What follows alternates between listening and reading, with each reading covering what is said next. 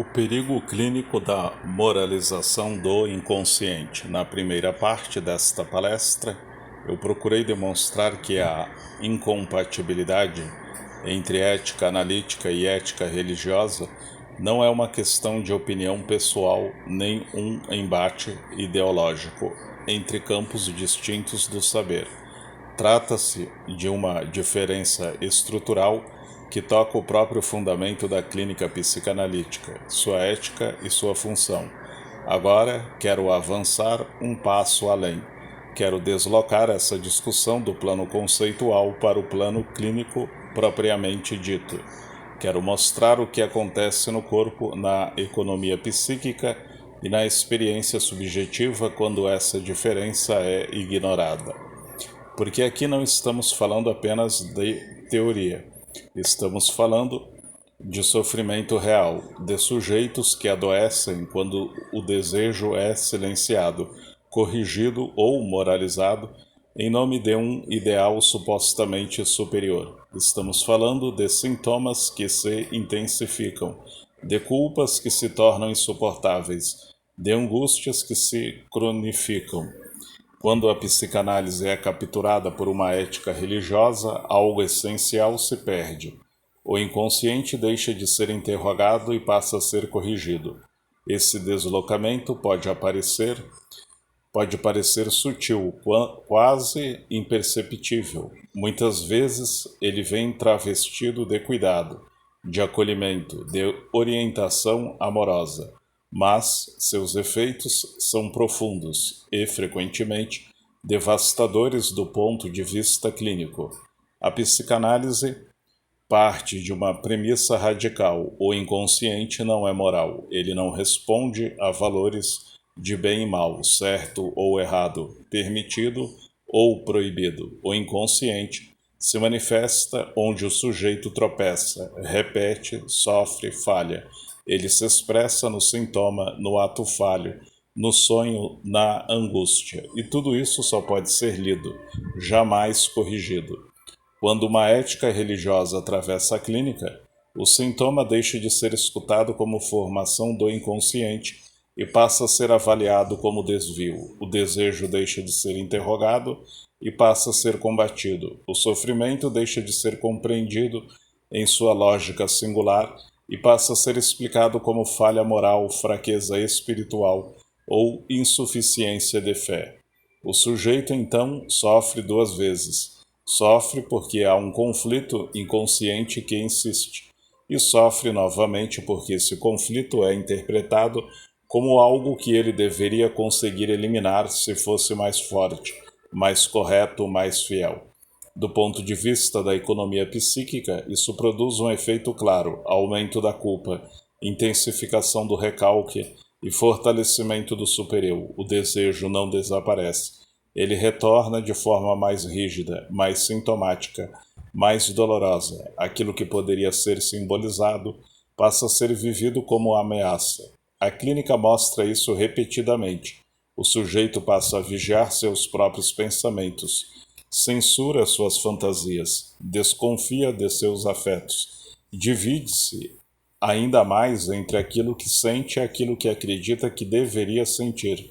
O conflito, em vez de ser elaborado, é empurrado para zonas cada vez mais obscuras do psiquismo. É nesse ponto que a clínica deixa de ser espaço de elaboração e se transforma, silenciosamente, em espaço de controle. A escuta é substituída pelo julgamento. A pergunta dá lugar à norma. O analista, ou aquele que ocupa esse lugar, corre o risco de se tornar representante de um ideal moral, e não operador de uma ética do desejo. O custo disso é alto, não apenas teoricamente, mas subjetivamente. O sujeito deixa de se implicar em seu sofrimento e passa a se acusar. A análise deixa de abrir possibilidades e passa a estreitar caminhos. O espaço que deveria sustentar a fala passa a produzir silêncio, medo e autocensura. Por isso é tão importante insistir. Moralizar o inconsciente não cura, corrigir o desejo não pacifica. Submeter a clínica a um ideal não reduz o sofrimento. ele o reorganiza de forma mais cruel. A ética da psicanálise existe justamente para impedir esse deslizamento. Ela existe para sustentar um espaço onde o sujeito possa falar sem ser corrigido, desejar sem ser julgado e sofrer sem ser moralizado. Quando essa ética é abandonada, a clínica perde sua função fundamental e o que se apresenta como cuidado acaba se tornando mais uma forma de violência simbólica. É a partir desse ponto que a gravidade da moralização do inconsciente se revela plenamente, não como erro conceitual, mas como produção de sofrimento psíquico. Da escuta ao julgamento, a mudança silenciosa da posição clínica. A clínica psicanalítica se funda em uma posição extremamente precisa e ao mesmo tempo delicada, a de não saber previamente o sentido do sintoma. Essa posição não é um artifício técnico, nem um gesto de neutralidade ingênua. Ela é uma exigência ética. O analista não ocupa o lugar daquele que orienta o sujeito sobre o que é certo ou errado, nem daquele que oferece caminhos prontos, soluções morais ou modelos de vida.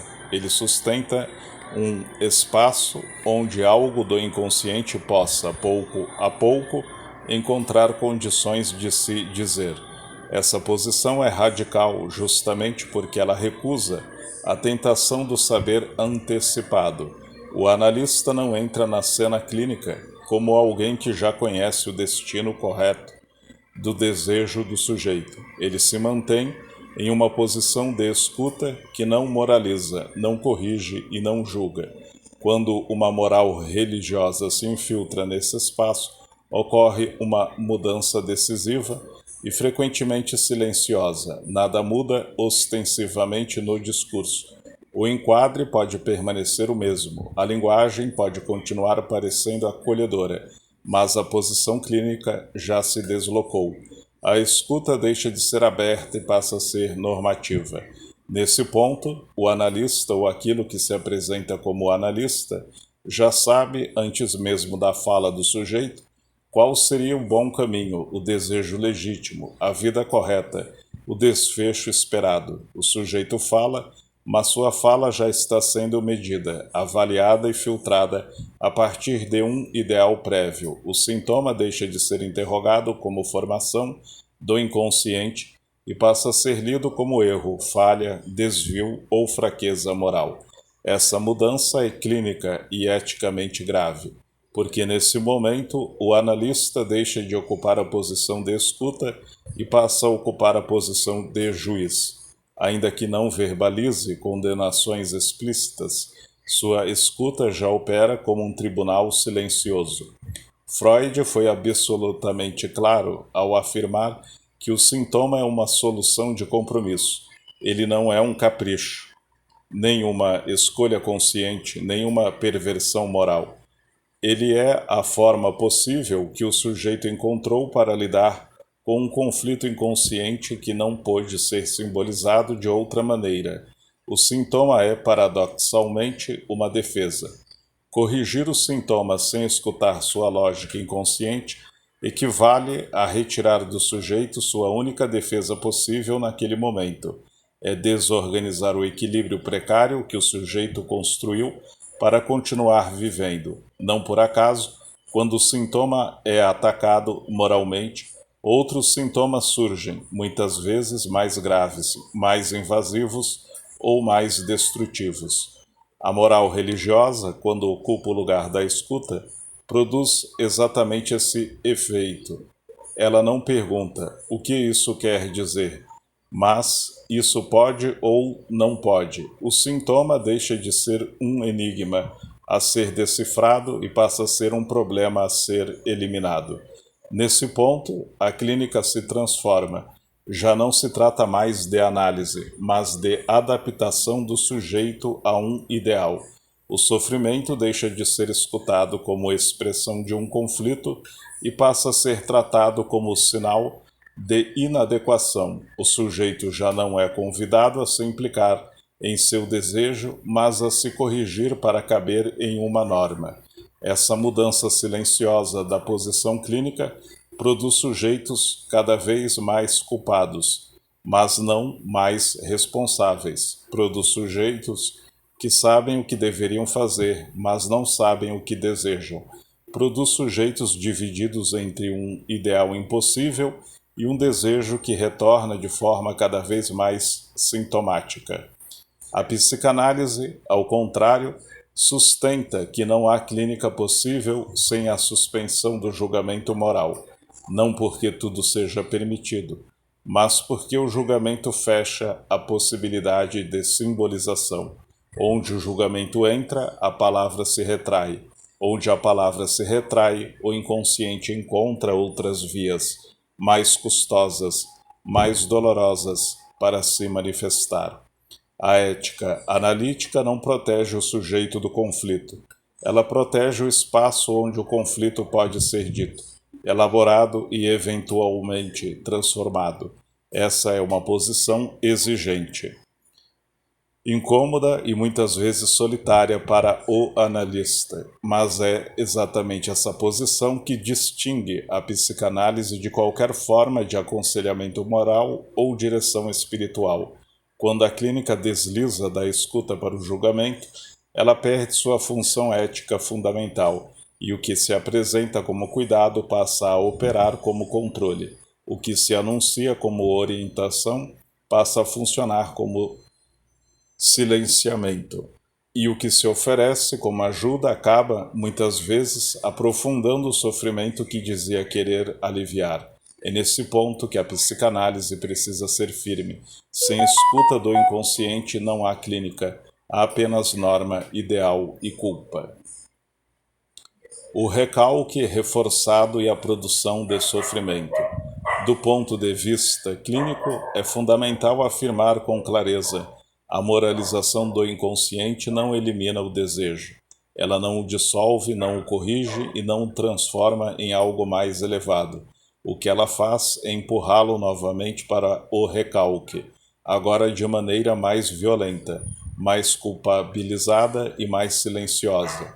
Quando o sujeito escuta, direta ou indiretamente, que aquilo que deseja é pecado, falha moral, fraqueza espiritual ou sinal de falta de fé, o efeito não é a pacificação psíquica.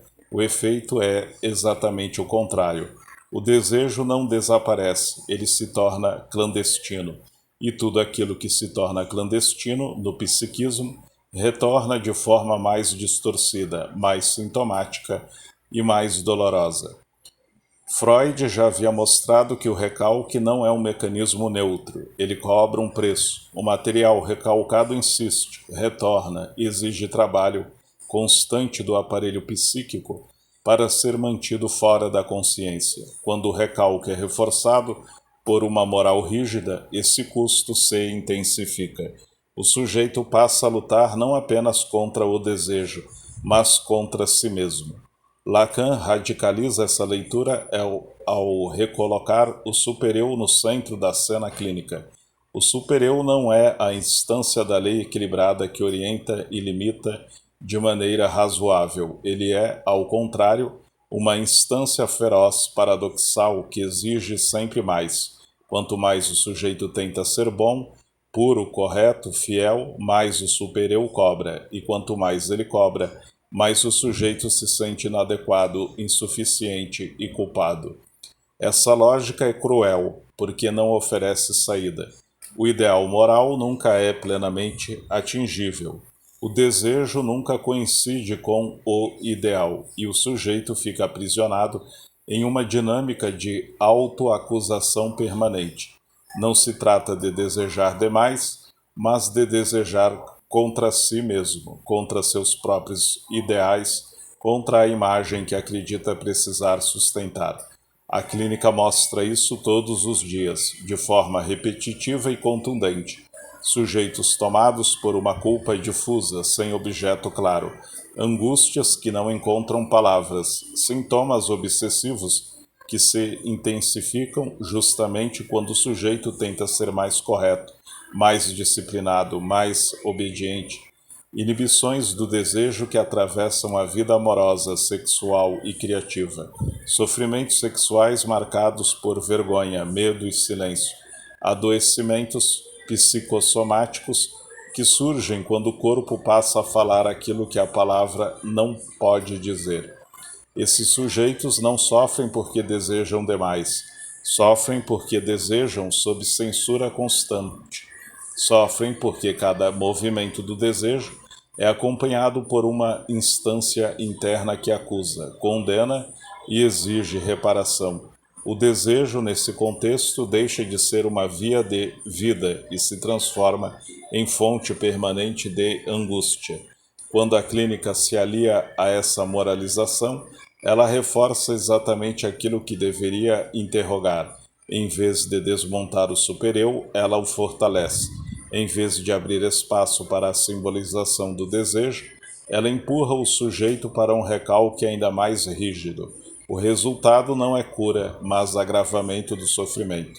A psicanálise opera em outra direção. Ela não propõe a liberação irrestrita do desejo, nem a celebração ingênua do gozo. Ela propõe algo mais difícil: permitir que o sujeito saiba algo sobre aquilo que o move, sem transformar esse saber em condenação. Saber não para obedecer melhor, mas para se implicar de outra forma.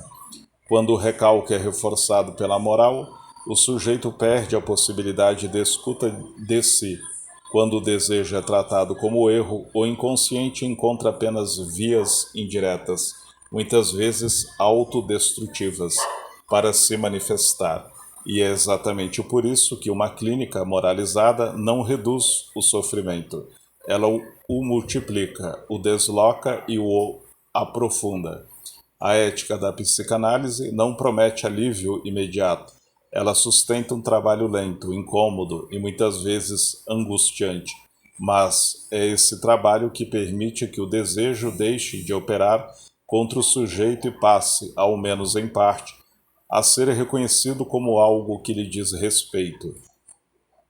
Onde a moral exige silêncio, a psicanálise sustenta a palavra. Onde a culpa paralisa, a psicanálise interroga. Onde o recalque se endurece, a psicanálise busca leitura. É nessa diferença que se decide clinicamente se o sofrimento será apenas reforçado ou se poderá finalmente ser elaborado. O ideal religioso como violência simbólica. É preciso dizer isso de maneira clara, ainda que incômoda. Toda ética religiosa opera a partir de um ideal de homem, um ideal de mulher, um ideal de família, de sexualidade, de desejo, de vida boa e de vida correta. Até aqui, isso pertence ao campo da religião e de sua organização simbólica. O problema clínico começa quando esse ideal é introduzido como parâmetro de normalidade psíquica. Na clínica psicanalítica, o ideal nunca é neutro. Freud já havia mostrado que o ideal do eu é uma construção imaginária, formada a partir das identificações primárias e das exigências do outro. Ele não é um ponto de chegada saudável, mas uma instância que exerce pressão constante sobre o sujeito. Quando esse ideal se torna absoluto, transcendental e indiscutível, ele deixa de operar como referência simbólica e passa a funcionar como violência. Violência simbólica não porque grita, não porque agride fisicamente, mas porque se impõe como evidência moral, como aquilo que é assim, que deveria ser assim, que Deus quer que seja assim. E diante disso, o sujeito não tem como negociar. Ele só pode se submeter ou se sentir culpado por não conseguir. Clinicamente, o efeito é devastador.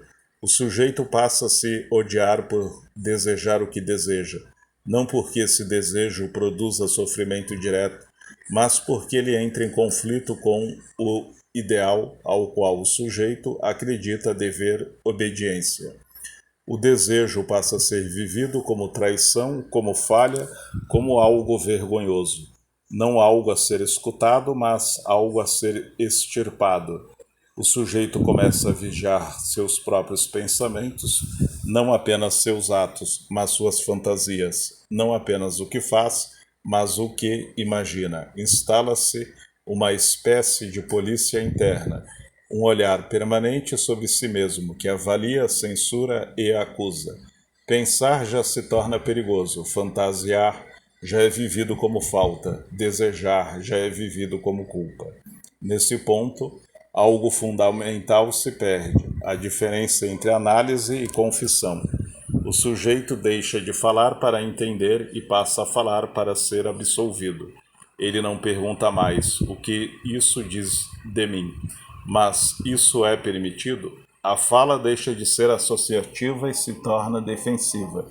O silêncio não é mais um tempo de elaboração, mas um medo de dizer demais. Quando isso acontece, a clínica se transforma.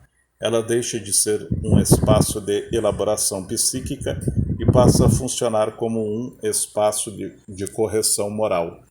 O analista, ou aquele que ocupa esse lugar, já não escuta para ler o inconsciente, mas para verificar se o sujeito está alinhado ao ideal. O sintoma deixa de ser interrogado como solução de compromisso e passa a ser tratado como desvio. Lacan foi preciso ao mostrar que o ideal do eu pode funcionar como uma instância tirânica. Quanto mais elevado o ideal, mais violento ele se torna, porque o ideal não leva em conta a estrutura do desejo, a divisão subjetiva, a falta constitutiva. Ele exige coerência onde há divisão, pureza onde há ambivalência, unidade onde há conflito. O sujeito submetido a esse ideal vive numa lógica impossível. Ele precisa desejar sem desejar, gozar sem gozar, viver sem faltar. E como isso é estruturalmente impossível, o resultado é sempre o mesmo: culpa, angústia, inibição e sofrimento. Do ponto de vista clínico, isso é uma forma de violência simbólica, porque o sujeito é convocado a negar algo fundamental de si para ser reconhecido como bom, digno ou aceitável. Não se trata de escolha livre, trata-se de uma exigência que atravessa o laço social, a família, a comunidade e muitas vezes a própria clínica. A psicanálise não propõe a destruição dos ideais nem uma vida sem referências simbólicas. Ela propõe algo mais delicado: separar o ideal do desejo, permitir que o sujeito reconheça que desejar não é falhar moralmente, que a divisão não é defeito, que a falta não é sinal de corrupção espiritual. Quando o ideal religioso ocupa o centro da clínica, essa separação se torna impossível. O ideal se impõe como verdade, o desejo se torna erro e o sujeito fica preso numa luta interminável contra si mesmo. É por isso que eu insisto, não se trata de atacar a fé, nem de desqualificar a experiência religiosa enquanto tal. Trata-se de reconhecer que, quando o ideal religioso entra na clínica como norma psíquica, ele produz sofrimento, não porque o sujeito seja fraco, mas porque a exigência é estruturalmente impossível de cumprir. A ética da psicanálise, ao contrário, não pergunta se o sujeito corresponde a um ideal. Ela pergunta qual é o custo de tentar corresponder a ele, e sustenta um espaço onde o sujeito possa, talvez pela primeira vez, falar sem precisar ser bom, puro ou correto. É nesse ponto que a psicanálise se torna ética no sentido mais radical do termo, não porque oferece um ideal melhor, mas porque recusa fazer do ideal um instrumento de violência contra o desejo. A ilusão da cura pela obediência. Um dos efeitos mais perigosos e mais silenciosos da captura religiosa da clínica é a promessa implícita de cura pela obediência. Ela nem sempre é dita de forma explícita, mas atravessa o discurso de maneira constante. Se você alinhar sua vida à vontade divina, se seguir corretamente os mandamentos, Se renunciar ao que não deve, o sofrimento cessará. Do ponto de vista psicanalítico, essa promessa é estruturalmente insustentável. O inconsciente não obedece. O desejo não se submete a mandamentos. O real do gozo não se organiza segundo normas morais. Freud foi absolutamente claro ao mostrar que o sofrimento psíquico não decorre de uma simples desobediência à lei, mas do conflito entre as exigências pulsionais e as imposições da cultura. Esse conflito é constitutivo. Ele não se resolve pela via da obediência, mas se reinscreve, se desloca e retorna sob outras formas. Quando a clínica adota a lógica da obediência como via de cura, ela produz uma expectativa impossível, a de que o sujeito possa eliminar o conflito psíquico, tornando-se moralmente correto. O sofrimento passa a ser lido como falha individual e não como efeito estrutural da condição humana.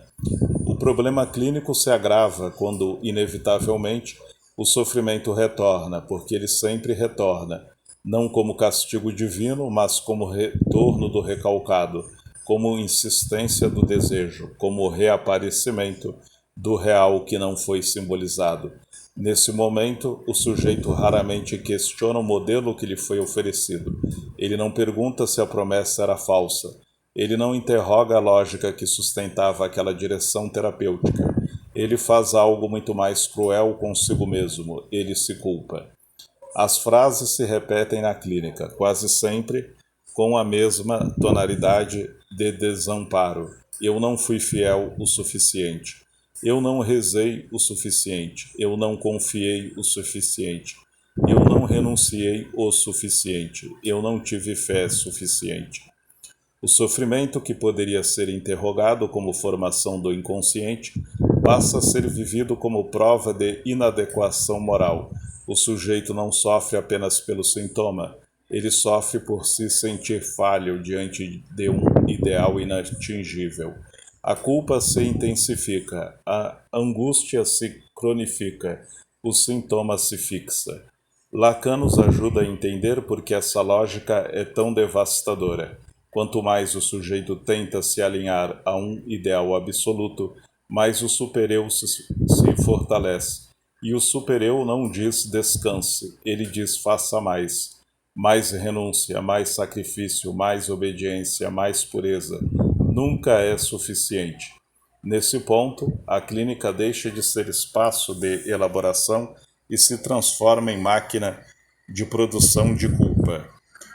O sujeito já não fala para compreender o que lhe acontece, mas para justificar porque ainda não conseguiu melhorar. A fala perde sua função simbólica e se torna defensiva, penitencial. Do ponto de vista ético, isso é grave, porque a clínica que deveria aliviar o sofrimento, ao permitir que ele seja simbolizado, passa a produzi-lo ao reforçar a lógica da insuficiência subjetiva. O sujeito não é acolhido em sua divisão, ele é convocado a superá-la pela via da obediência. A psicanálise opera exatamente no sentido oposto. Ela não promete cessação do sofrimento pela conformidade a um ideal. Ela reconhece que o sofrimento faz parte da estrutura e que o trabalho clínico não é eliminá-lo, mas torná-lo menos opaco, menos tirânico, menos governado pela culpa. Quando a clínica promete cura pela obediência, ela oferece uma fantasia de completude, a ideia de que seria possível viver sem conflito, sem ambivalência, sem falta. Essa fantasia é profundamente sedutora e profundamente nociva, porque quando ela falha, o sujeito se sente responsável pelo fracasso de algo que nunca esteve ao seu alcance. É por isso que eu afirmo, sem hesitação, uma clínica orientada pela obediência não apenas falha em curar, ela frequentemente agrava o sofrimento, não por má intenção, mas porque opera a partir de uma lógica incompatível com a estrutura do inconsciente. A ética da psicanálise, ao contrário, não oferece atalhos morais. Ela não promete alívio rápido, ela sustenta algo muito mais difícil, a possibilidade de o sujeito se responsabilizar por seu desejo sem precisar se destruir por causa dele. E isso, embora menos confortável, é infinitamente mais honesto do ponto de vista clínico.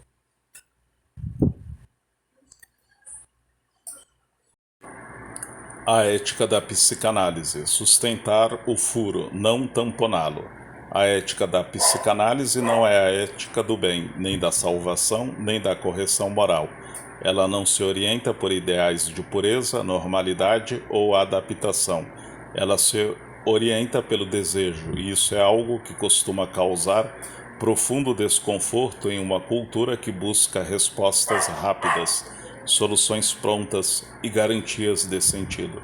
Quando Lacan afirma que a ética da psicanálise é a ética do não ceder do desejo, ele não está propondo um convite ao gozo desenfreado, nem uma apologia da transgressão. Ele está apontando para algo muito mais sutil e muito mais exigente: a recusa em sacrificar a singularidade do sujeito em nome de um ideal universal.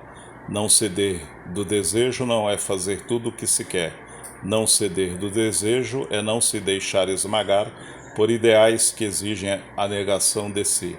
É não substituir a escuta pelo mandamento, é não trocar a pergunta pelo dogma.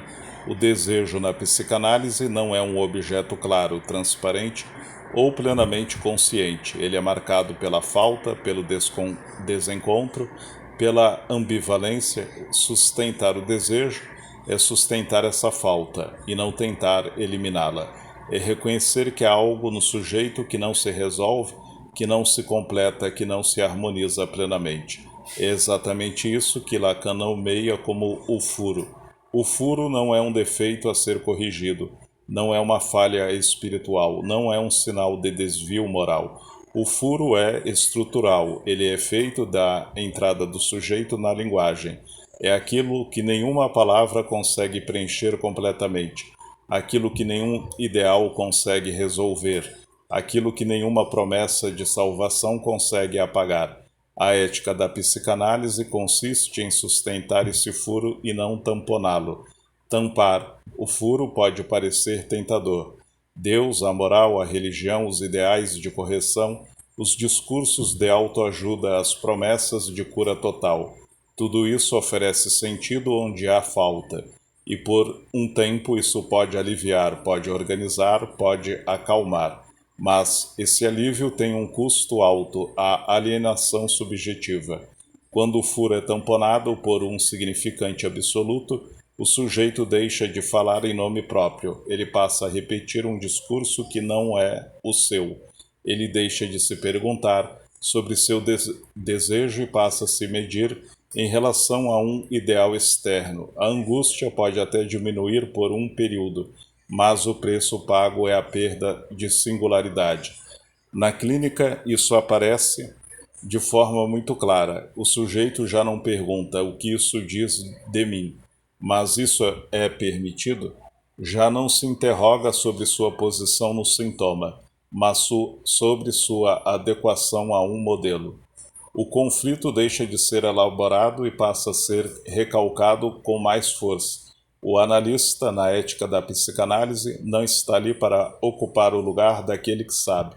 Ele não é mediador entre o sujeito e uma instância superior. Ele não orienta a vida do analisante. Ele sustenta um lugar vazio, um lugar difícil, onde o sujeito pode se confrontar com aquilo que nele não se resolve. Isso exige do analista uma posição ética rigorosa, não oferecer sentido onde ele falta, não prometer cura onde há estrutura, não substituir a pergunta pela resposta. Sustentar o furo é sustentar a possibilidade de o sujeito inventar uma saída singular para o seu sofrimento. Não há uma saída ideal, nem correta, nem exemplar, mas possível, uma saída que não apague o desejo, mas que permita ao sujeito se responsabilizar por ele. É por isso que a psicanálise incomoda tanto, porque ela não promete completude, ela não oferece garantias, ela não salva, ela não absolve, Ela não diz como viver. Ela sustenta um espaço raro e cada vez mais ameaçado, onde o sujeito pode existir sem precisar se justificar moralmente, sem precisar se alinhar a um ideal absoluto, sem precisar apagar aquilo que o divide, tampar. O furo pode oferecer paz momentânea, sustentá-lo permite uma vida menos alienada. E essa diferença, embora sutil, é decisiva do ponto de vista clínico, ético e humano. Por isso é fundamental afirmar isso sem rodeios, sem eufemismos e sem concessões conceituais. Clínica não é catequese, análise não é direção espiritual, escuta não é correção moral. Quando essas fronteiras se apagam, o que se perde não é apenas rigor teórico. O que perde é o próprio espaço onde o sujeito poderia falar sem medo de ser julgado, corrigido ou conduzido a um ideal que não é o seu. Misturar psicanálise com ética religiosa não é um gesto neutro, tampouco inocente, mesmo quando bem intencionada.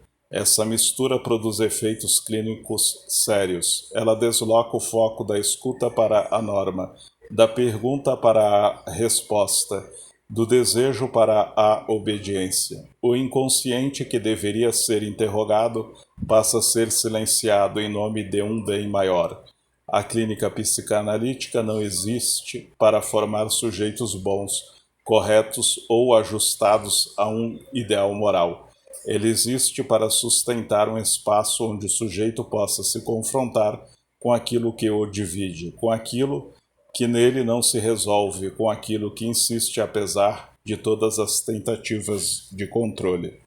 Sustentar a ética da psicanálise é aceitar que não há resposta pronta, é aceitar que não há ideal que salve o sujeito de sua condição desejante, é aceitar que não há caminho reto para aquilo que, por estrutura, é torto. A psicanálise não promete paz, nem harmonia, nem redenção. Ela oferece algo mais difícil e mais precioso: a possibilidade de implicação subjetiva, a possibilidade de o sujeito deixar de se esconder atrás da culpa, da moral ou da fé e começar a se perguntar de fato sobre sua posição no próprio sofrimento.